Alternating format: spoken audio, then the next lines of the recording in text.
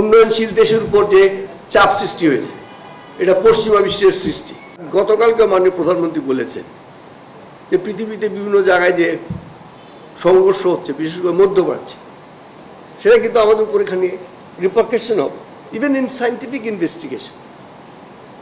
যে আমি সাকি দিয়ে আমি দেখব যে আপনারা ধরেন বিভিন্ন অ্যাডাপ্টেশন, ক্লাইমেট চেঞ্জের থ্রেটসগুলো বলেছেন, এগুলোর সলিউশন দিয়ে আপনি অন্যের উপর ভরসা করবেন না নিজেরা করবেন।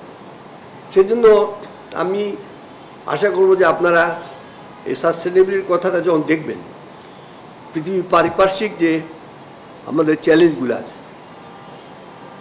এখন তো আপনার কিছু প্রাসঙ্গিক না হলেও বলি, এখন তো পৃথিবীতে সব কিছু অস্ত্র। Energy is a weapon, foreign exchange is weapon, সব ওয়েপনাইজ হয়েছে। আপনার বন্ধুত্ব has been weaponise, dollar has been weaponise, food has been weaponise, fertiliser has been weaponise. এগুলো জিনিস কোনোদিন আমরা ওয়েপন হিসাবে চিন্তা করিনি।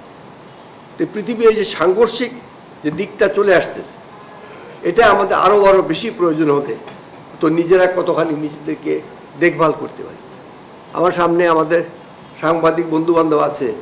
আমার অনেক দুঃখ যে বাংলাদেশ বা পৃথিবীর উন্নয়নশীল দেশে আজকে যেসব চ্যালেঞ্জ এসেছে, এটা কোনোটাই আমাদের সৃষ্টি না, কোনোটাই আমাদের সৃষ্টি না। এগুলো সব বিদেশ থেকে এসেছে। সেই ইনফ্লেশন বিদেশ থেকে এসছে, আমাদের ফরেন এক্সচেঞ্জ স্ট্রেস বিদেশ থেকে এসছে, আমাদের যে গরিবের উপর যে স্ট্রেস যাচ্ছে বিদেশ থেকে এসছে। Everything has been imposed on us and country like আস। আমাদের একাডেমিশিয়ানরা, আমাদের রিসার্চাররা কোনোদিন এটা বলেন না। ওরা শুরু করেন ওখান থেকে as if this is the starting point. It's a shame, I tell you, it's a shame for the academician, it's a shame for the intellectuals, quote and quote. আজকে সমস্ত উন্নয়নশীল দেশের উপর যে চাপ সৃষ্টি হয়েছে, এটা পশ্চিমা বিশ্বের সৃষ্টি। It is their creation. আজকে তারা অন্যভাবে এসে হয়তো আমাদেরকে উপদেশ দিচ্ছে how to manage exchange rate, how to manage interest rate. কিচ্ছুর প্রয়োজন হতো না।